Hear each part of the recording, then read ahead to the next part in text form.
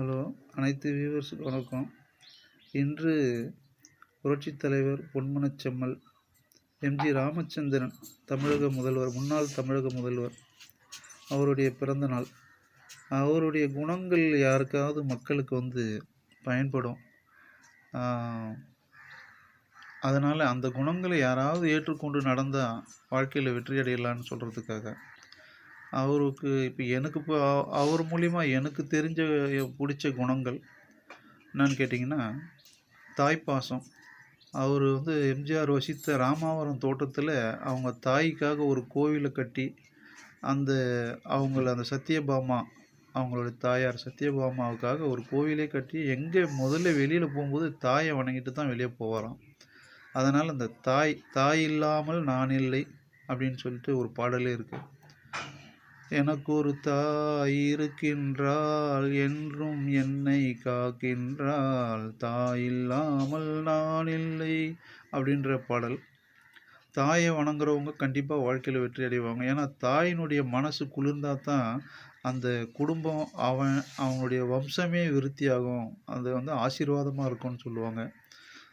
தாய் தான் முக்கியம், தாய் தான் ஃபஸ்ட்டு.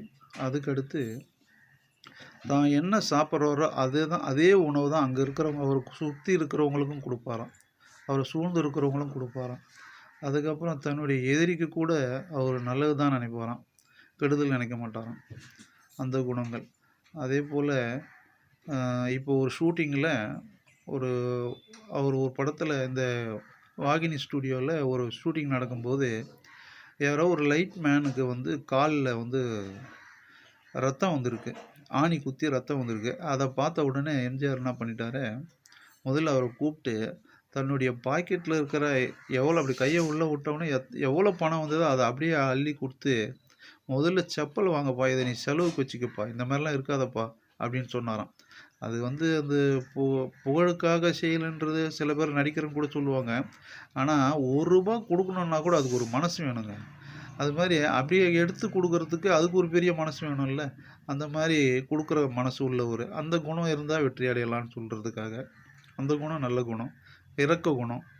இரக்கம் இருக்கிறவங்ககிட்ட தான் கடவுள் வருவார். இரக்கம் பெற்றவன் பாக்கியவான்னு பைபிளில் சொல்லியிருக்கு. அதனால் இரக்க குணம் உள்ளவங்கள் பாக்கியவான்கள். அந்த குணம் எம்ஜிஆர்கிட்ட இருக்குது. அதே போல் எனக்கு ஒருத்தர் சொன்னார், இப்போது நாங்கள் சின்ன வயசில் இருக்கும்போது புரூக்லின் ஹாஸ்பிட்டலில் எம்ஜிஆர் ட்ரீட்மெண்ட்டில் இருக்கும்போது சிறுநீரக மாற்று அறுவை சிகிச்சை பண்ணும்போது திடீர்னு ஒரு ஜிலேபி சாப்பிடணும்னு ஆசைப்பட்டிருக்காரு. அந்த ஜிலேபி வாங்கிறதுக்கு நாலா பக்கமும் காரை எடுத்துன்னு தேடுறாங்களாம். எம்ஜிஆருடைய அவங்கள கூட ஹெல்ப் பண்ணுறவங்க. இது யார் சொன்னதுன்னா, லீ ராயல் மெரிடியன் ஹோட்டல், கத்திப்பாராவானில் இருக்கக்கூடிய 5 ஸ்டார் ஹோட்டல் உரிமையாளர் சொன்னார். ஒரு பேட்டியில் சொல்லியிருந்தார், அந்த ஜிலேபி வாங்குறதுக்காக நாலா பக்கமும் அமெரிக்கா முழுக்க சுற்றணும்.